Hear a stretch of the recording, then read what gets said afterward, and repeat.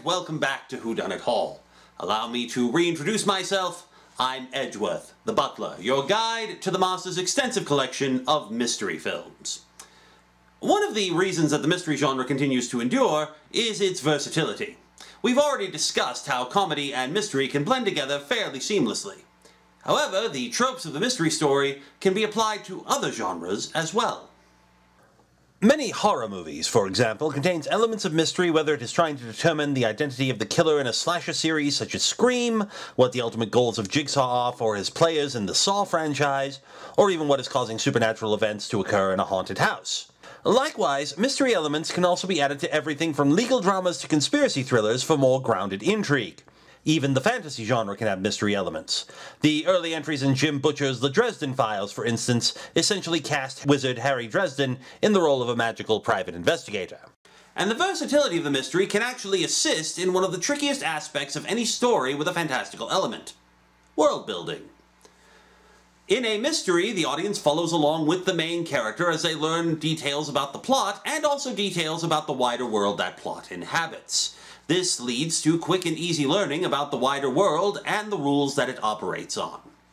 Such is the case with today's film, which, while based on a very popular franchise, nonetheless needed to be able to bring those unfamiliar with the setting of that franchise, along with the hardcore fan base, in order to tell an engaging story. Tonight, we look at Pokemon Detective Pikachu. Pokemon Detective Pikachu was released on May 10th, 2019 worldwide, but premiering in Japan a week earlier. The film's plot is loosely based on that of the Pokemon spin-off game of the same title. The film stars Justice Smith, Catherine Newton, Suki Waterhouse, Ken Watanabe, Bill Nighy, and Ryan Reynolds as the voice of the titular Detective Pikachu. The film did fairly well at the box office, earning nearly $434 million against a $150 million budget, as well as providing a gateway to millions of viewers who may have only known about the Pokemon franchise by cultural osmosis. Now, to be clear, cultural osmosis is the primary way that I am familiar with the Pokemon franchise. I have never played the games aside from a brief stint joining the Master and playing Pokemon Go when it first launched. He found a Squirtle in the bathroom and was ecstatic for days. I've also seen a handful of very early episodes of the television series when the Master's nephew was visiting and didn't want to watch them by himself. I found them amusing and harmless enough. So, to any hardcore Pokemon fans who may be watching, please bear with me if I get a few minor details of the wider Pokemon universe incorrect, or mispronounce names, or other minor inconsistencies such as that. That said, let us look at the mystery that will bring us into the wider world of Pokemon Detective Pikachu. The film opens at a research station somewhere in the wilderness, where immediately longtime fans of the franchise know something is up, as it appears that one of the most powerful Pokemon, Mewtwo, has been captured, and is, presumably, being experimented upon. And as those same fans can tell you, this kind of thing never goes well. Funnily enough, something similar happened to Cuddington last week when he was checking the squirrel traps in the hedge maze. It turned out he did not, in fact, catch a squirrel, but a very large and very angry Wolverine that was just slightly too big for the cage. We expect Cuddington to get out of the hospital next week. Upon his escape, Mewtwo begins pursuing a car that is speeding away from the facility and apparently causes it to fly off a bridge. And this is why the developers of Pokemon Go do not recommend that you play while driving. We then meet our main character, Tim Goodman, played by Justice Smith. Tim is an insurance adjuster who has no actual interest in catching Pokemon, and as such, has no skill at it either.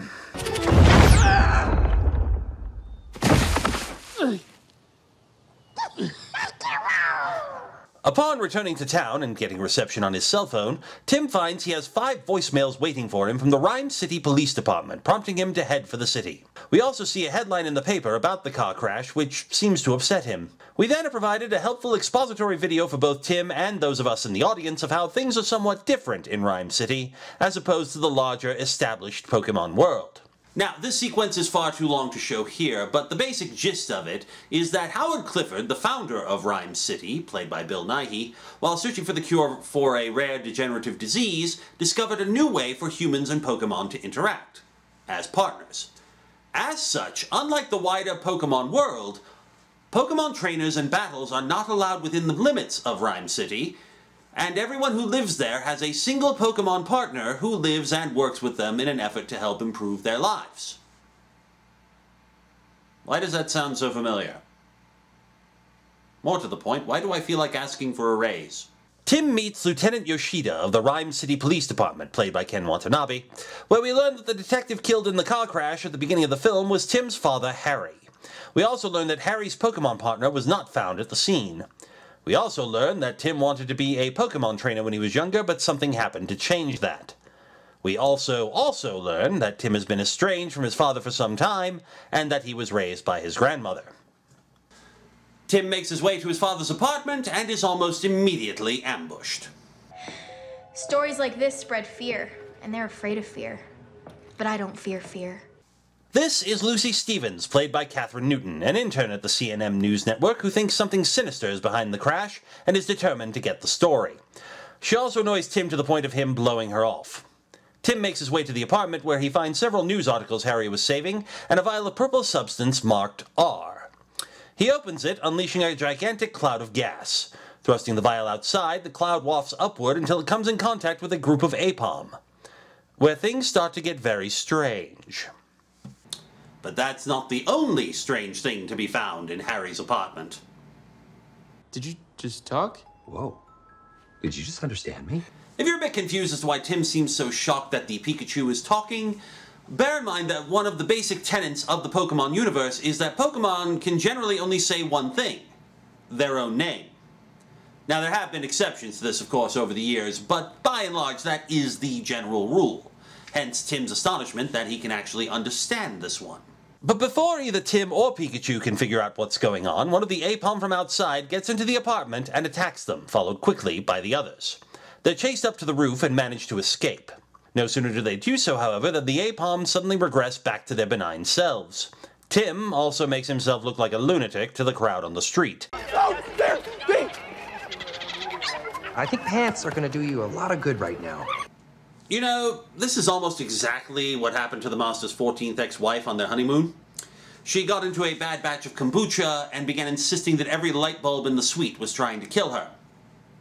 When they found her body the next morning, every light bulb in the place had been shattered. Very strange.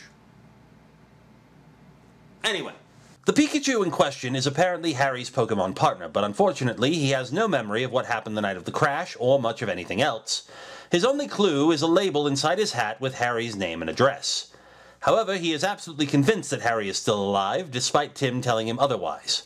Tim, of course, has no interest in looking for Harry, but Pikachu points out that between the two of them, they can talk to both humans and Pokemon, and that since a body wasn't found at the crash site, there's still hope that Harry is still alive.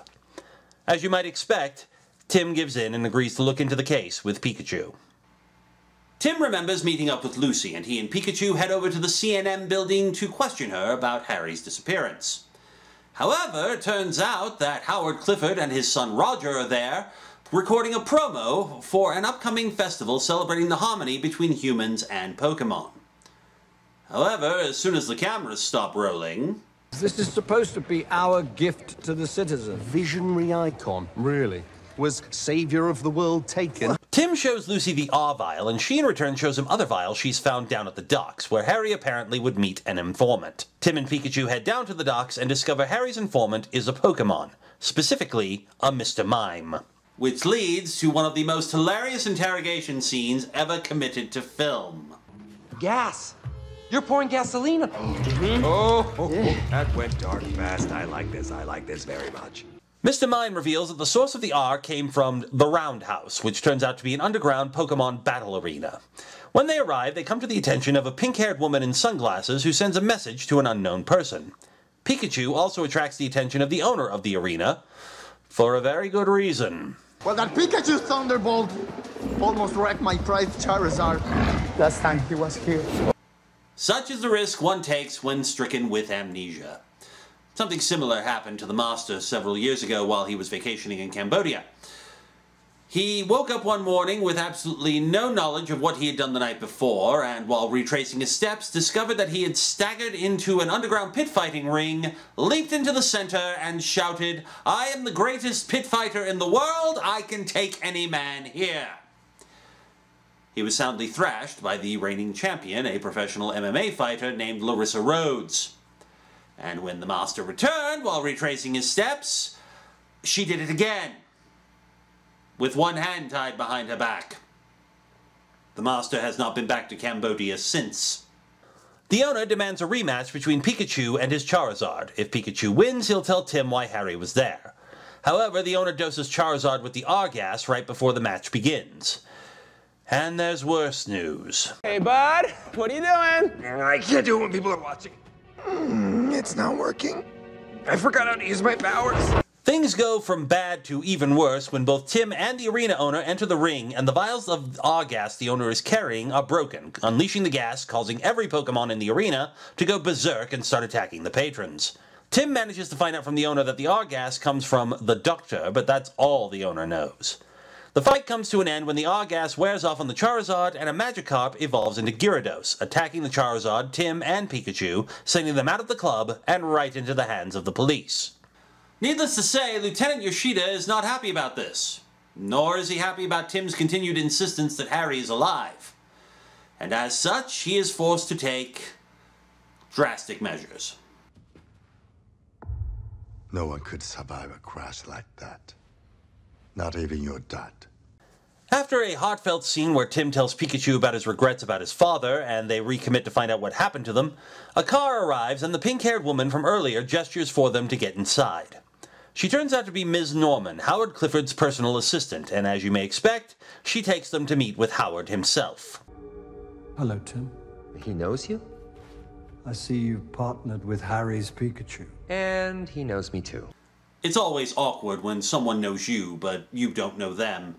The same thing happened to the Master's 22nd ex-wife while they were vacationing in Venice. The resulting gun battle lasted 45 minutes and caused over $3 million in property damage. Needless to say, the Master lost the security deposit on the gondola. As it turns out, it was Howard who hired Harry to discover the source of the R-gas and claims that everything that's been happening is because of his son, Roger. He also drops another bombshell. Oh no, Tim.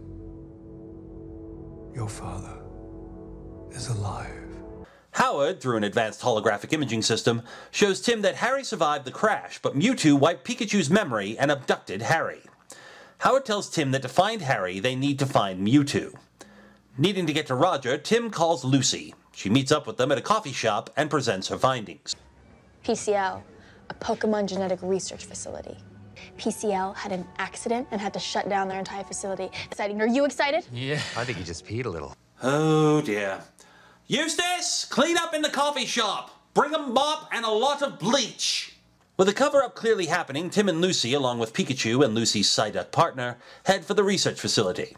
During the trip out, we learn more about the person in charge. It's PCL's chief scientist, Dr. Amara. I bet this is the doctor Shirtless was talking about. She lost her university grant over experimentation of Pokemon because she was trying to control their mind. Breaking into the facility, the group finds that it was dedicated to experimenting on Pokemon, possibly in an effort to manipulate natural Pokemon evolution.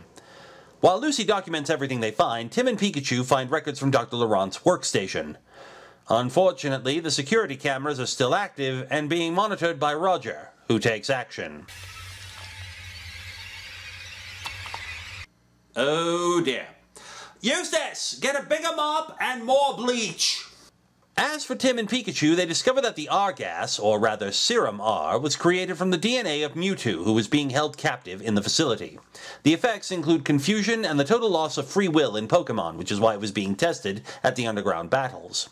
Dr. Laurent also created a Neuralink for reasons which the records do not show, as this is also the point when Mewtwo escaped. Going back to the earliest record in the files, however, reveals a nasty surprise. Fortunately, our benefactors hired a specialist to track it down. Good luck, Detective Goodman. While Tim finds this revelation hard to believe, as Pikachu points out, with Tim not seeing Harry in years and Pikachu having amnesia, neither one of them can say for sure whether or not Harry would be involved in the capture of Mewtwo. But for now, it appears that Mewtwo abducted Harry in revenge. Rushing to find Lucy and get back to the city, they find her being held captive by one of the facility's experiments, a group of power-enhanced Greninjas. They are pursued outside by the Pokemon, and fortunately for them, the stress of the situation, plus some insults from Pikachu, result in Lucy's Psyduck unleashing its most powerful attack.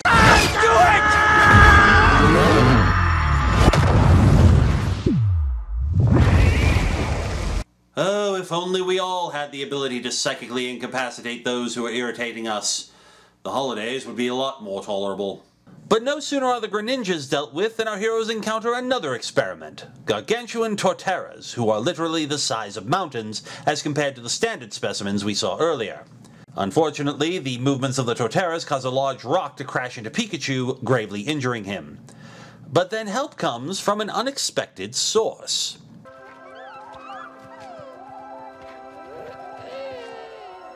Okay.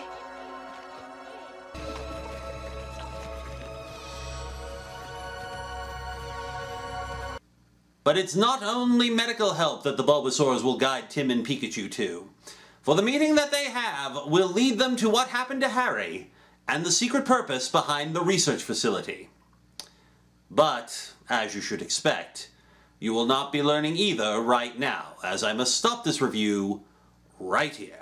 Pokemon Detective Pikachu fulfills both its purposes admirably. It serves as an intriguing mystery with enough twists and turns for viewers of any age, and is constructed in such a way so that those unfamiliar with the Pokemon world can easily become invested without ever needing to have played the games or seen any of the animated series. It doesn't talk down to any member of its audience and relies on good storytelling and interesting characterization, as well as taking advantage of the various technological advances the setting has to provide an entertaining film experience. The film is readily available on DVD, Blu-ray, and for rent on several streaming services. Even if you aren't a fan of the Pokemon franchise, this is a delightful all-ages mystery, and I think you'll find it well worth your time. And with that, I'm afraid I must draw this visit to a close. The Master has to visit one of his own scientific holdings. Something about building a better mousetrap. Although, having seen the blueprints, I do think the heat-seeking missiles are probably overkill. In any event, I invite you to join me again for another visit to the Master's extensive collection here at Whodunit Hall. Eustace, how's the cleaning coming? I see. Well, we'll have to get creative. Break out the hazmat suits and unlock the security closet.